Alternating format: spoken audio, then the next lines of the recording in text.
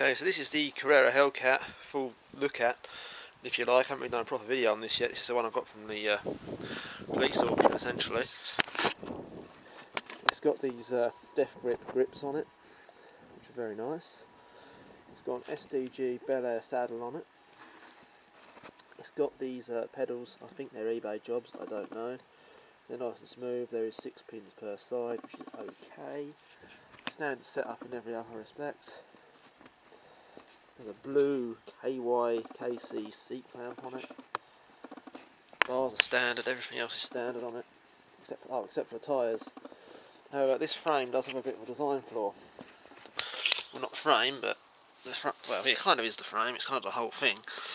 We have a 3x setup on here, but if I was to go down to the first gear, it rubs on the tyre. And these tyres are not particularly wide. They're only 2.2s. So yeah, they're Schwab Smart Sam 2.2 wide tyres, and they do rub on the frame slightly. So yeah, it's not great. Rub on the derailleur slightly, not the frame, they rub on the derailleur. And yeah, apart from that, and the back wheel, the wheels are a bit weak on this bike. You do have some issues with the wheels. They are not great. There's no reinforced spoke eyelets, and these holes all appear to be all over the place. The tolerances for the holes are very iffy. See how there's a big gap between this one not so much. This one there's no gap at all. So they all vary in size slightly. So the quality of the wheels is terrible, and that would probably be your first upgrade, if not your second upgrade after the fork. Although, yeah, because these forks are just basic sun saws, you can take these apart and re-grease them, and they perform better if you keep them greased. Like literally every 3 months you should be doing that, really. Because otherwise you do get crud in the bottom and rust all the spring, and they go horrible. These seals don't really do anything on these lower end type of Suntour forks.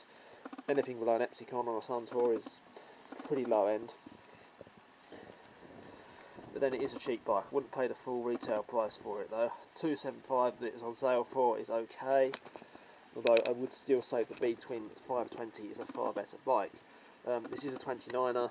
But really the benefits are not really there, because it doesn't have the 15mm bolt for axle front and rear like a 29er race bike would, and it's 500 grams heavier, and a lot of that weight is in the wheels. So again, it comes down to the cheap wheels.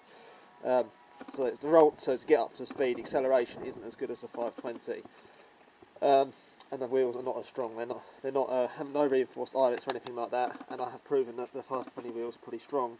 These are extremely weak. If you ride downstairs or if you do wheelies or anything like that, you'll knock them out of true extremely quickly. Of course, if you're doing wheelies, it'll be the front one riding downstairs. Generally, the rear one is the one that cops it on you.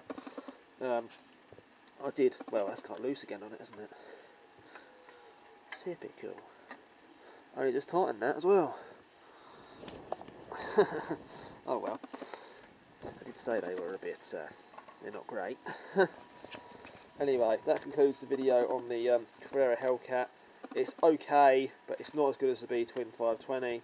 The welding is much better than other CABRERAs that I've seen. Other CABRERAs were well known for sort of snapping here.